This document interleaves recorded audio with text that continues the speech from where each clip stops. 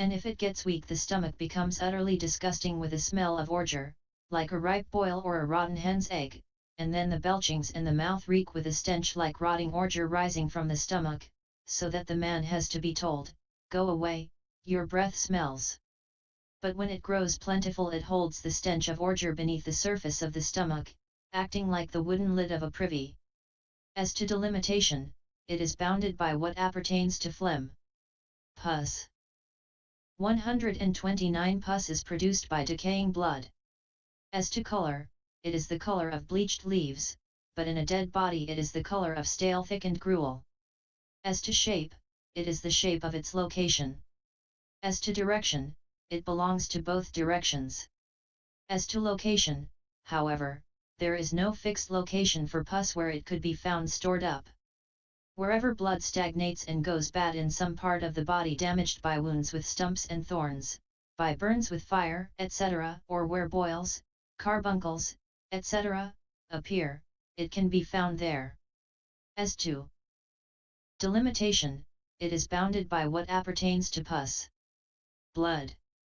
130. There are two kinds of blood, stored blood and mobile blood.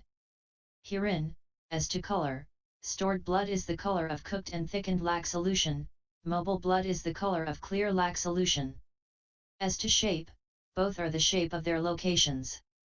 As to direction, the stored blood belongs to the upper direction, the other belongs to both directions. As to location, except for the fleshless parts of the head hairs, body hairs, teeth, nails, and the hard dry skin, the mobile blood permeates the whole of the clung to, chemically acquired, 35 body by following the network of veins.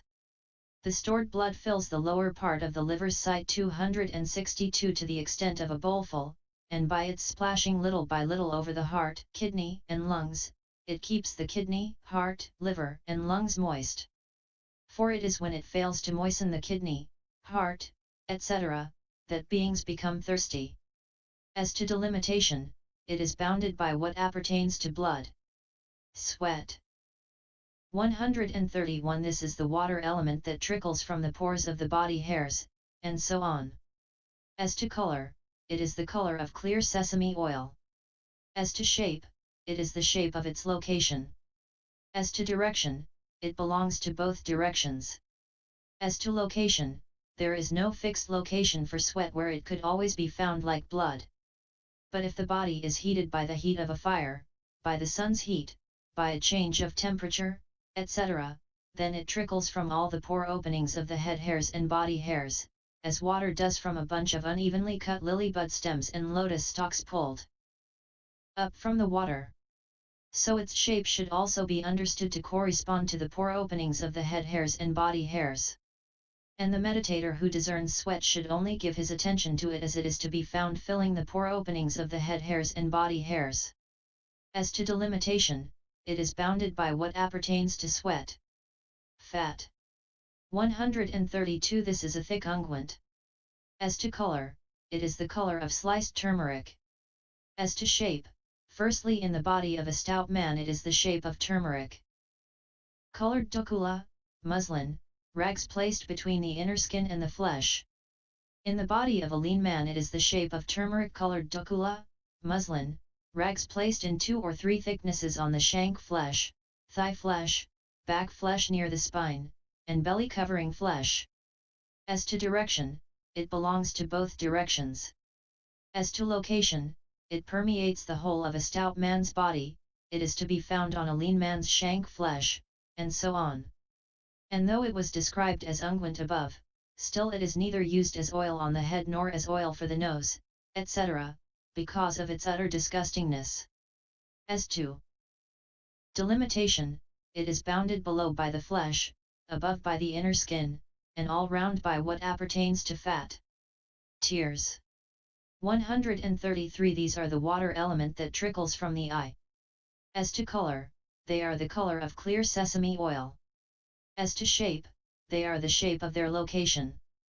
263. As to direction, they belong to the upper direction. As to location, they are to be found in the eye sockets. But they are not stored in the eye sockets all the while as the bile is. in the bile container.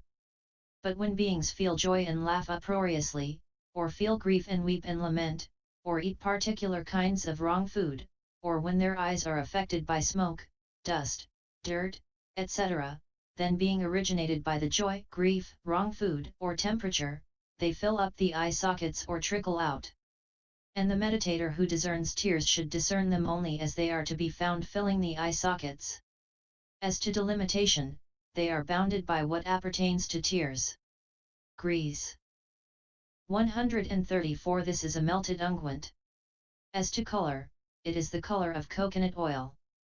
Also it can be said to be the color of oil sprinkled on gruel. As to shape, it is a film the shape of a drop of unguent spread out over still water at the time of bathing. As to direction, it belongs to both directions. As to location, it is to be found mostly on the palms of the hands, backs of the hands, soles of the feet, backs of the feet, tip of the nose, forehead, and points of the shoulders. And it is not always to be found in the melted state in these locations, but when these parts get hot with the heat of a fire, the sun's heat, upset of temperature or upset of elements, then it spreads here and there in those places like the film from the drop of unguent on the still water at the time of bathing. As to delimitation, it is bounded by what appertains to grease. Spittle. 135 This is water element mixed with froth inside the mouth. As to color, it is white, the color of the froth. As to shape, it is the shape of its location, or it can be called the shape of froth. As to direction, it belongs to the upper direction. As to location, it is to be found on the tongue after it has descended from the cheeks on both sides.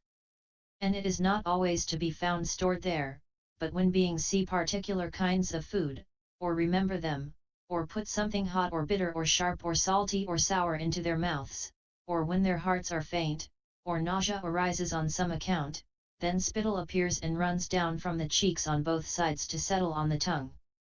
It is thin at the tip of the tongue, and thick at the root of the tongue. It is capable, without getting used up, of wetting unhusked rice or husked rice or anything else chewable that is put into the mouth, like the water in a pit scooped out in a river sand bank. 264 As to delimitation, it is bounded by what appertains to spittle. Snot. 136 This is impurity that trickles out from the brain. As to color, it is the color of a young palmyra kernel. As to shape, it is the shape of its location. As to direction, it belongs to the upper direction. As to location, it is to be found filling the nostril cavities. And it is not always to be found stored there, but rather, just as though a man tied up curd in a lotus leaf, which he then pricked with a thorn underneath, and whey oozed out and dripped, so too, when beings weep or suffer a disturbance of elements produced by wrong food or temperature, then the brain inside the head turns into stale phlegm, and it oozes out and comes down by an opening in the palate, and it fills the nostrils and stays there or trickles out. And the meditator who discerns snot should discern it only as it is to be found filling the nostril cavities. As to delimitation, it is bounded by what appertains to snot. Oil of the joints. 137 This is the slimy ordure inside the joints in the body. As to color, it is the color of kaikara gum. As to shape, it is the shape of its location. As to direction, it belongs to both directions. As to location, it is to be found inside the 180 joints, serving the function of lubricating the bones joints. If it is weak, when a man gets up or sits down, moves forward or backward, bends or stretches, then his bones creak, and he goes about making a noise like the snapping of fingers, and when he has walked only 1 or 2 leagues distance, his air element gets upset and his limbs pain him. But if a man has plenty of it, his bones do not creak when he gets up, sits down, etc., and even when he has walked a long distance, his air element does not get upset and his limbs do not pain him. As to delimitation, it is bounded by what appertains to oil of the joints. Urine. 138 This is the urine solution. As to color, it is the color of bean brine. As to shape, it is the shape of water inside a water pot placed upside down. As to direction, it belongs to the lower direction. As to location, it is to be found inside the bladder. For the bladder sac is called the bladder. Just as when a porous pot with no mouth is put into a cesspool, 265, then the solution from the cesspool gets into the porous pot with no mouth even though no way of entry is evident, so too, while the urinary secretion from the body enters the bladder, its way of entry is not evident. Its way of exit, however, is evident. And when the bladder is full of urine, beings feel the need to make water. As to delimitation, it is delimited by the inside of the bladder and by what is similar to urine. This is the delimitation by the similar. But its delimitation by the dissimilar is like that for the head hairs, see note at end of 90. The arising of absorption. 139. When the meditator has defined the parts beginning with the head hairs in this way by color, shape, direction, location, and delimitation. 58. And he gives his attention in the ways beginning with following the order, not too quickly. 61. To their repulsiveness in the 5 aspects of color, shape, smell, habitat, and location. 84f. Then at last he surmounts the concept. 66. Then just as when a man with good sight is observing a garland of flowers of 32 colors knotted on a single string and all the flowers become evident to him simultaneously, so too, when the meditator observes this body thus, there are in this body head hairs, then all these things become evident to him, as it were, simultaneously. Hence it was said above in the explanation of skill in giving attention, for when a beginner gives his attention to head hairs, his attention carries on till it arrives at the last part, that is, urine, and stops there. 67. 140. If he applies his attention externally as well when all the parts have become evident in this way, then human beings, animals, etc., as they go about are divested of their aspect of beings and appear as just assemblages of parts. And when drink, food, etc., is being swallowed by them, it appears as though it were being put in among the assemblage of parts. 141. Then, as he gives his attention to them again and again as repulsive, employing the process of successive leaving, etc., 67, eventually absorption arises in him. Herein, the appearance of the head hairs, etc., as to color, shape, direction, location, and delimitation is the learning sign, their appearance as repulsive in all aspects is the counterpart sign. As he cultivates and develops that counterpart sign, absorption arises in him, but only of the first jhana, in the same way as described under foulness as a meditation subject, 6.64f. And it arises singly in one to whom only one part has become evident, or who has reached absorption in one part and makes no further effort about another.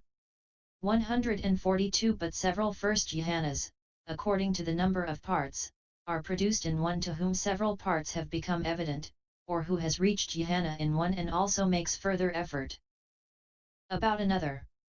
As in the case of the elder Malaka. 266. The elder, it seems, took the elder Abhaya, the Dingha reciter, by the hand. 36. And after saying, "Friend Abhaya, first learn this matter," he went on, "The elder Malaka is an obtainer of 32 jhanas in the 32 parts.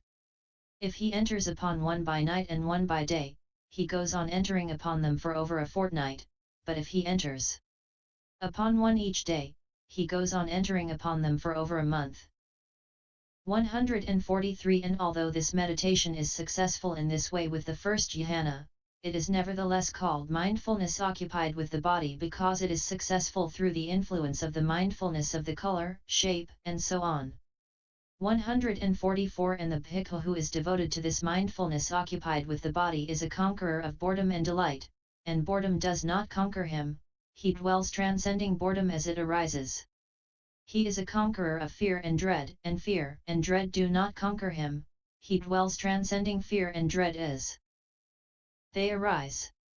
He is one who bears cold and heat, who endures arisen bodily feelings that are menacing to life. M397, he becomes an obtainer of the 4 jhanas based on the color aspect of the head hairs 37 etc. and he comes to penetrate the 6 kinds of direct knowledge, CMN 6. So let a man, if he is wise, untiringly devote his days to mindfulness of body which rewards him in so many ways. This is the section dealing with mindfulness occupied with the body in the detailed treatise. 9. Mindfulness of breathing. 145. Now comes the description of the development of mindfulness of breathing as a meditation subject.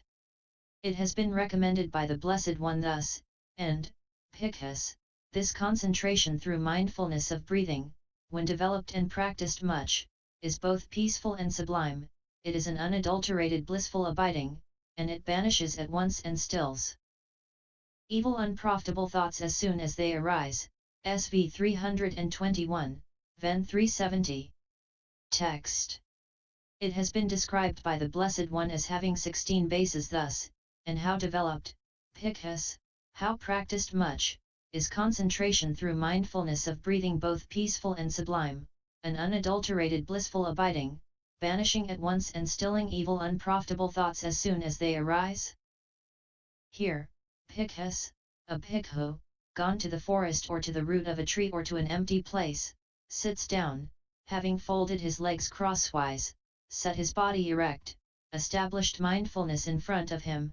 267 Ever mindful he breathes in, mindful he breathes out. A. Breathing in long, he knows, I breathe in long, or breathing out long, he knows, I breathe out long. B. Breathing in short, he knows, I breathe in short, or breathing out short, he knows, I breathe out short. C. He trains thus, I shall breathe in experiencing the whole body, he trains thus, I shall breathe out experiencing the whole body. D. He trains thus, I shall breathe in tranquilizing the bodily formation, he trains thus, I shall breathe out tranquilizing the bodily formation. E. He trains thus, I shall breathe in experiencing happiness, he trains thus, I shall breathe out experiencing happiness. F. He trains thus, I shall breathe in experiencing bliss, he trains thus, I shall breathe out experiencing bliss. G. He trains thus, I shall breathe in experiencing the mental formation, he trains thus, I shall breathe out experiencing the mental formation. H. He trains thus, I shall breathe in tranquilizing the mental formation, he trains thus, I shall breathe out tranquilizing the mental formation. A. He trains thus, I shall breathe in experiencing the manner of consciousness, he trains thus, I shall breathe out experiencing the manner of consciousness. J. He trains thus, I shall breathe in gladdening the manner of consciousness, he trains thus, I shall breathe out gladdening the manner of consciousness. K. He trains thus, I shall breathe in concentrating the manner of consciousness, he trains thus, I shall breathe out concentrating the manner of consciousness. L. He trains thus, I shall breathe in liberating the manner of consciousness, he trains thus, I shall breathe out liberating the manner of consciousness. M. He trains thus, I shall breathe in contemplating impermanence, he trains thus, I shall breathe out contemplating impermanence. 14. He trains thus, I shall breathe in contemplating fading away, he trains thus, I shall breathe out contemplating fading away. 15. He trains thus, I shall breathe in contemplating